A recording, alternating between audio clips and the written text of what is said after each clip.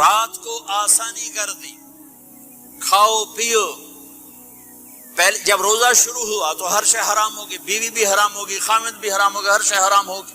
ایک دو واقعات اس طرح اوپر نیچے آئے کہ میرے رب نے سارا نظام بدل۔ ایک اور بدو آ گیا، یا رسول اللہ میں تو مارا گیا۔ آپ نے کہا کیا ہوا؟ کہ میں روزے کی حالت میں بیوی کے پاس چلا گیا۔ آپ نے کہا اچھا تو غلام آزاد کر۔ کہ میں غریب بندہ کہاں سے غلام آزاد کروں؟ آپ نے کہا تو پھر 60 مسکینوں کو روٹی کھلا۔ کہنے لگا میں آپ مسکین ہوں، میں کتوں روٹی کھواؤں؟ آپ نے کہا اچھا پھر 60 روزے رکھ۔ کہنے لگا ایک روزے آئے کم کیتا، 60 روزے کتوں؟ ایک روزے میں یہ چاند چڑھایا، 60 روزوں میں کیا کروں گا؟ تو آپ بڑا ہنسے۔ آپ نے کہا اچھا بیٹھ جا۔ تھوڑی دیر گزری تو ایک صحابی آئے، یا رسول اللہ یہ صدقے کی کھجوریں ہیں۔ تو آپ نے او بھائی کتنے ہیں؟ جی بیٹھا چوریا، یہ لے جا اور مدینے کے 60 غریبوں کو دے دے۔ وہ کہنے لگا یا رسول اللہ اللہ کی قسم مدینے میں مجھ سے بڑا غریب کوئی نہیں، تسی نہیں کرو، میرا جرمانہ مینوں ہی حلال کرو۔ تو آپ اتنا ہنسے کہ یہ دانت نظر آنے، یہ داڑے نظر آئے، اتنا ہنسے یہاں تک آخری دانت نظر آنے لگے۔ آپ نے کہا اچھا بھائی تیرا جرمانہ تینوں ہی حلال کیتا، پر اور کسی واسطے نہیں، صرف تیرے واسطے۔ تو یہ اوپر نیچے ایسے کام ہوئے تو میرے رب نے کرم کیا کہ چلو تمہارے لیے رات ساری حلال ہے، ہر حلال چیز حلال ہے۔ سحری کے بعد ختم۔ میرے نبی ایک خوبصورت زندگی لے کر آئے جس میں کچھ حصہ عبادات، مختصر عبادات ہیں۔ نماز 5 وقت ہے، باقی کچھ نہیں۔ روزہ سال کے بعد ہے، وہ ابھی آ رہا ہے۔ میرے نبی پہ 9 رمضان آئے، 9 میرے نبی پر 9 رمضان آئے۔ مدینہ جانے کے بعد ہجرت کے دوسرے سال شعبان کی 2 تاریخ کو پیر کے دن روزے کا فرض ہونا نازل ہوا، اور میرے نبی ستمبر میں پہنچے ہیں مدینہ منورہ، اور رمضان ہی وہ پیچھے جا رہا ہے۔ ستمبر سے اگست میں آیا ہے، اگست سے جولائی میں آیا ہے، اور جولائی سے جون میں آیا ہے، اور میرے نبی اللہ کے پاس چلے گئے۔ سارا رمضان میرے نبی نے گرمی کا گزارا، 9 رمضان سارے گرمی کے روزے، اور میرے نبی کی سحری ہوتی تھی 2 کھجور اور 1 گلاس پانی پر روزہ رکھتے تھے عام طور پر۔ کبھی کبھی کھانے کو بھی مل جاتا تھا، لیکن 2-3 کھجوریں اور 1 گلاس پانی۔ اس پر میرے نبی نے 9 رمضان گزارے، اعتکاف کر کے دکھایا، پورا مہینہ 20 دن 10 دن، پھر ساری زندگی 10 دن کا اعتکاف فرمایا شب قدر کی تلاش میں، اور امت کو خوشخبری سنائی۔ رمضان آ رہا ہے تو میں تھوڑی سی تفصیل بتا دوں۔ میرے نبی منبر پر آئے، کہنے لگے ماذا یستقبلکم وماذا تستقبلون، وہ کون آ رہا ہے؟ صحابہ وہ کون آ رہا ہے؟ پھر ہم نے کہا وہ کون آ رہا ہے؟ حضرت عمر کھڑے ہو گئے، یا رسول اللہ اوحی نزل، کیا کوئی وحی آ گئی؟ کہ نہ۔ کیا کوئی دشمن آ گیا؟ نہیں۔ تو پھر کون آ رہا ہے؟ آپ نے کہا رمضان آ رہا ہے، رمضان آ رہا ہے۔ جنت کے دروازے کھل گئے، جہنم کے دروازے بند ہو گئے، رات کی تراویح کی نماز ملی۔ آپ کا رمضان آج کل بڑا اوکھا ہوگا لیکن اجر بھی بڑا ہوگا۔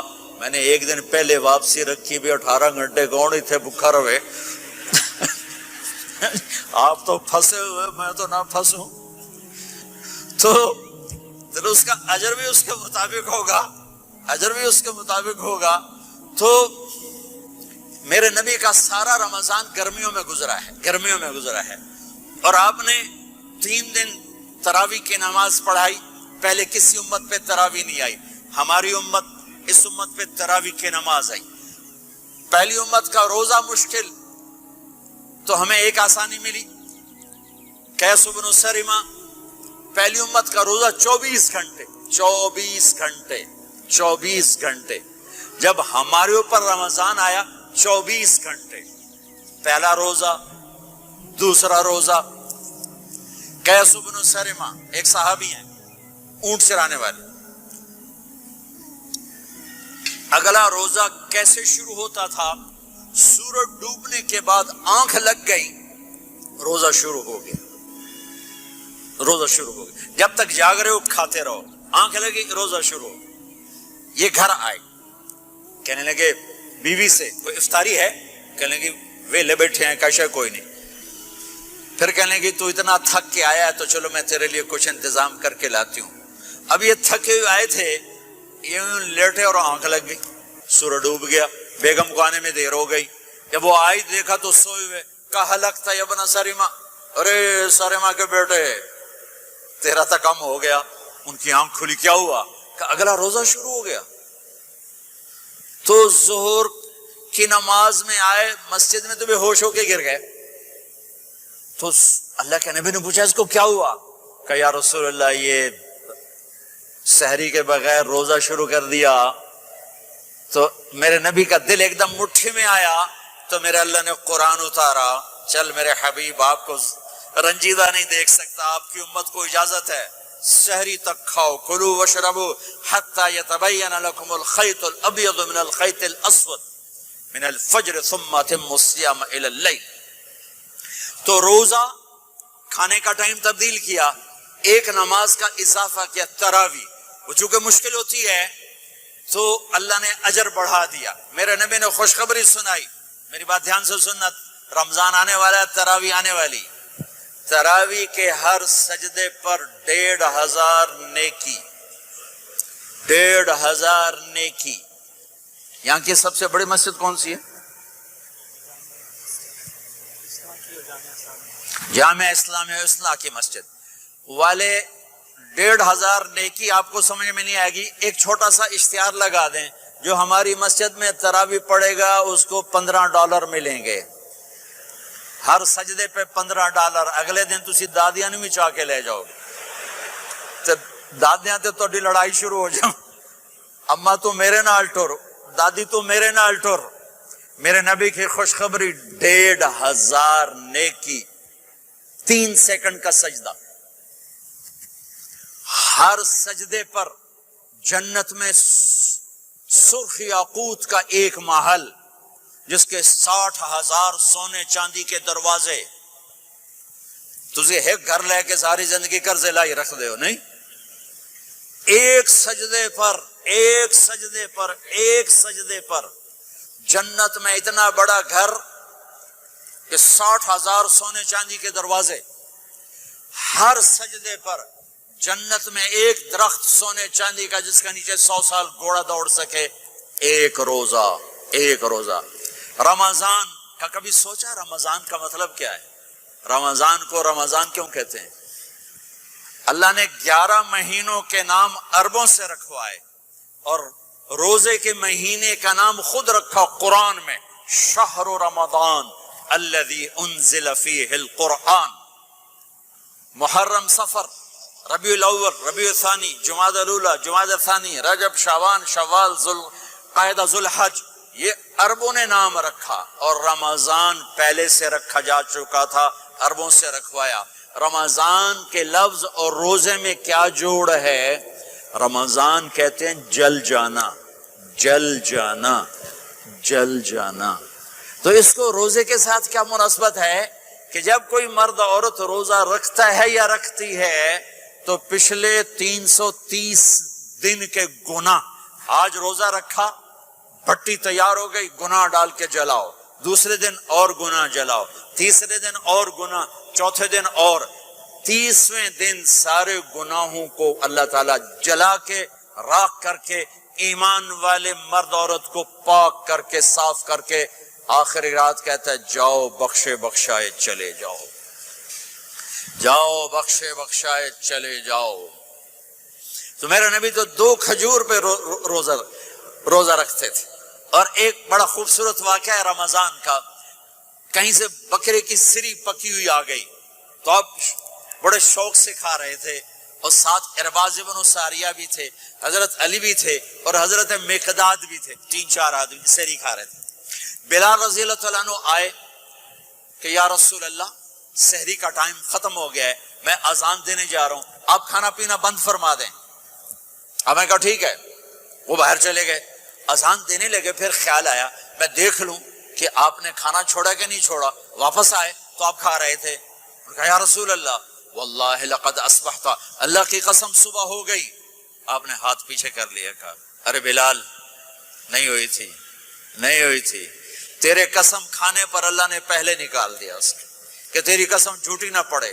حضرت علی نے فرمایا اگر بلال قسم نہ اٹھاتے تو جب تک میرے نبی کھاتے رہتے اللہ صبح کو پیچھے ہٹاتے جاتے۔ دیگ پک رہی تھی، ابو عبیدہ رضی اللہ تعالیٰ عنہ بن جراح وہ دیگ پکا رہے تھے، بکرا۔ آپ نے کہا ابو عبید یہ مجھے بکرے کی دستی پکڑانا، اگلے بازو، آپ کو اگلے بازو کا گوشت پسند تھا، گردن کا گوشت پسند تھا، یہ کمر کے پٹ کا گوشت آپ کو پسند تھا، دودھ پسند تھا، برنی کھجور پسند تھی، عجوا کھجور پسند تھی، تازہ روٹی پسند تھی۔ آپ یا تازہ کھاتے تھے یا فاقہ، تھوڑی طرح نہیں 8 دن دے پکا کے فریج ٹھوک دے ہو تو کٹ کے گرم کیتی رکھو تو کھاتی رکھو، یا آپ تازہ کھاتے تھے یا فاقہ فرماتے تھے۔ ایک دفعہ فتح مکہ پر ام ہانی کے گھر آپ نے باسی روٹی کھائی، ورنہ آپ نے ہمیشہ تازہ یا فاقہ یا تازہ یا فاقہ، کبھی جس کھانے پہ رات گزر جاتی اسے نہیں کھاتے تھے۔ تسی ماشاءاللہ 8 راتاں جو کھدی جاندے۔ ہاں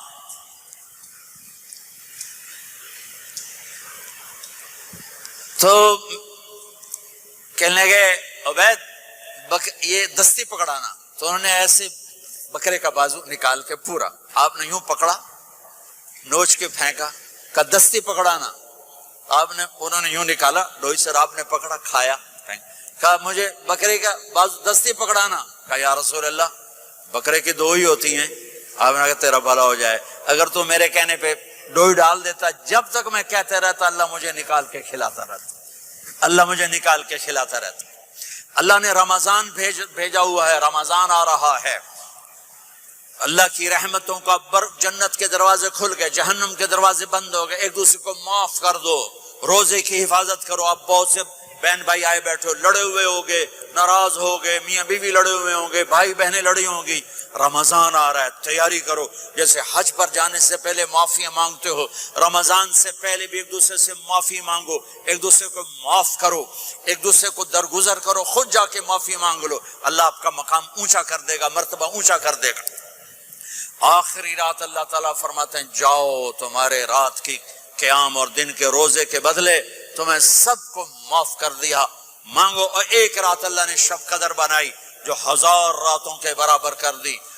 وہ آج آپ کی تو راتیں بڑی چھوٹی ہیں، 5 راتیں جاگ لو، 3 گھنٹے دی بھی نہیں رات ہوندی، تو 5 راتیں جاگ لو، 21 23 25 27 29، ان میں سے ایک رات ضرور شب قدر ہوگی۔